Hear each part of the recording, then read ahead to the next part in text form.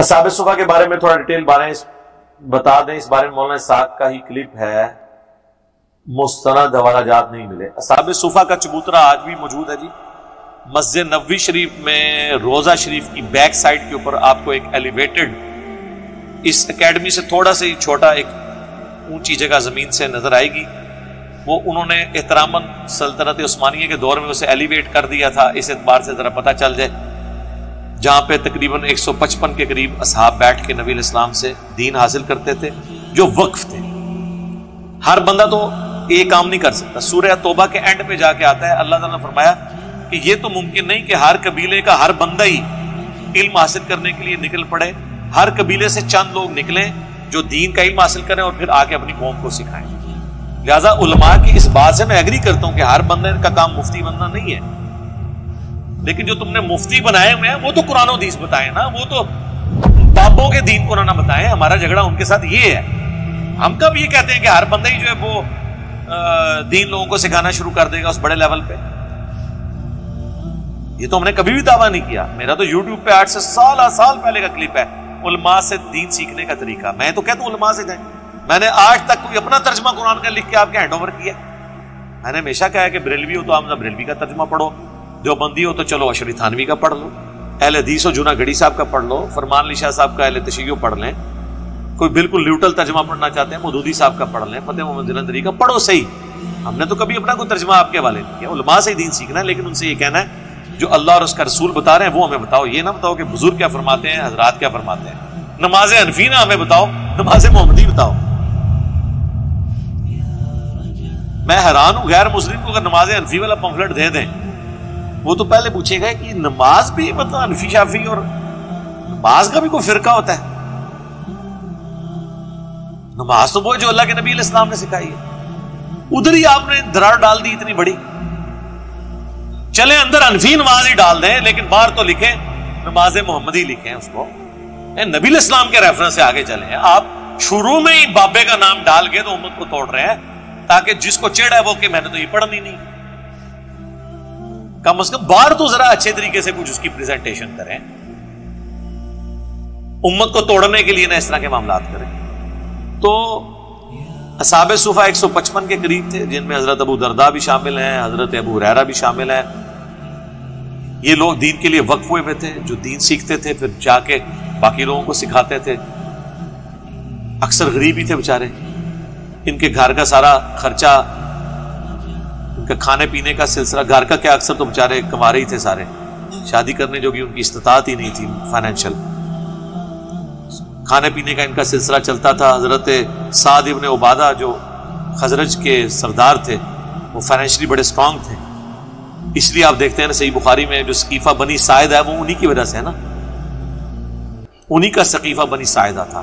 हजरत साद इब्न, दो थे ना, साद इब्न मुआज और साद इब्न उबादा। साद इब्न मुआज औस के सरदार, मदीने का बड़ा कबीला, और खजरज के सरदार साद इब्न उबादा।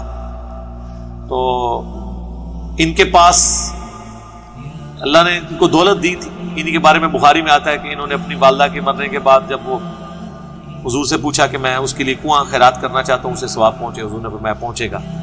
सुनन नसाई में पूरी डिटेल मौजूद है। तो ये साहब सुफा को खाना देते थे। इस वजह से अहले मदीना, चूंकि ये फाइनेंसर थे, अहले मदीना इनसे बड़ी मोहब्बत करते थे, इनको खलीफा भी चुनना चाहते थे हुजूर के बाद। तो जब हजरत अबू बकर, अबू बैदा और हजरत उमर वहां पहुंचे और वो पूरा एक मामला हुआ कि भी कुरैश में खलीफा रहेगा, क्योंकि कुरैश में अल्लाह ने रसूलुल्लाह को मबूस किया है, तुम हमारे वजीर होगे अंसार, लेकिन मुहाजिरीन में से कोई खलीफा चुना जाएगा। तो वहां पे लोग हजरत साद इब्न उबादा के लिए बैत के लिए जमा हुए थे। ज़ाहिर है उनकी गैर मामूली कंट्रीब्यूशन थी, छोटे बंदे तो नहीं थे,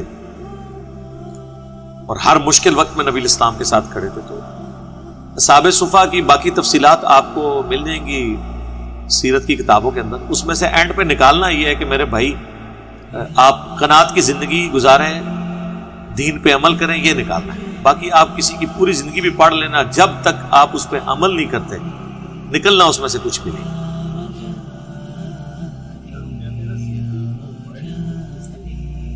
नहीं, सूफी वर्ड इससे नहीं निकला, बिल्कुल नहीं निकला सूफी वर्ड इससे। صوفیاء خود ہی نہیں ہے، وہ کبھی کہتے ہیں یہ سوف ورڈ سے نکلا، وہ علی بن عثمان اجویری صاحب نے کشف المحجوب میں پوری بحث کی ہے، جو گدڑی پہنا کرتے تھے، بعض کہتے ہیں صوفہ میں سے نکلا۔ اگر یہ کہتے ہیں صوفیاء اس میں سے نکلے ہیں تو سب سے زیادہ چندے تو صوفیاء ہتھیار ہیں۔ چلیں ہم یہ مان لیتے ہیں۔ اصحاب صفا تو بےچارے غریب صحابہ تھے جو مسجد میں سوتے تھے، زمین پہ سوتے تھے، چٹائیوں پہ۔ صحیح بخاری میں آتا ہے حضرت ابو ہریرہ جو صحابہ صفا میں سے تھے کہتے ہیں کہ میں بھوک کی وجہ سے پیٹ کے بل لیٹا ہوتا تھا، لوگ مجھے ٹھوکر مار کے چلے جاتے تھے، سمجھتے تھے ٹھوکر مار یہ نہیں کہ ٹھوڈا مارتے تھے، چیک کرتے تھے کہ بے ہوش ہے کہ زندہ، لوگ سمجھتے تھے مرگی کا دورہ پڑا اسے، اور حالانکہ میں بھوک کی تکلیف کی وجہ سے الٹے پیٹ لیٹا ہوا ہوتا تھا۔ تو اگر کوئی پیر یا صوفی بھوک کی وجہ سے الٹے پیٹ لیٹتا ہے، لہوت ہے، لانچ کر دینے ایسی کہ اے جیری صاحب صفا دا بننے والا۔ یار ان کی توندیں دیکھیں، ان کی گاڑیاں دیکھیں، ان کا لیونگ سٹینڈرڈ دیکھیں، ان کا صحابہ صفا سے کیا لینا دینا یار؟ ان کو شرم کرنی چاہیے، کن لوگوں کے ساتھ اپنے آپ کو منسوب کر رہے ہو یار؟ صحابہ صفا کا آپ کو پتا بھی ہے کہ وہ کیا لوگ تھے؟ تم تو بالکل 180 ڈگری یہ اصحاب صفا انورس ہیں،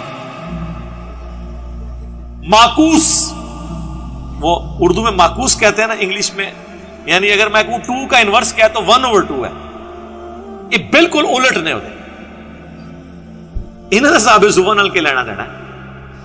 وہی بات میں کہتا ہوں، نام تو مکے مدینے کا لیتے ہیں، سواریاں بٹھاتے ہیں اور جا کے اجمیر شریف، بغداد شریف، فلانا شریف ادھر جا کے اتار دیتے ہیں، نام مکے مدینے کا لینے دینا، ان کا کیا لینا دینا جی؟ کوئی، ہم نے تو سمپل کرائٹیریا ہے کہ صحابہ صفا میں سے کس نے اپنے نام کا کلمہ پڑھوایا؟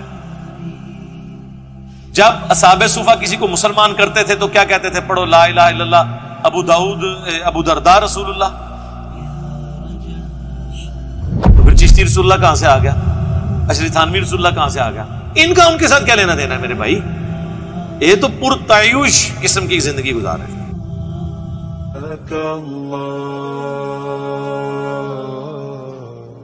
جزاک اللہ، جزاک اللہ، جزاک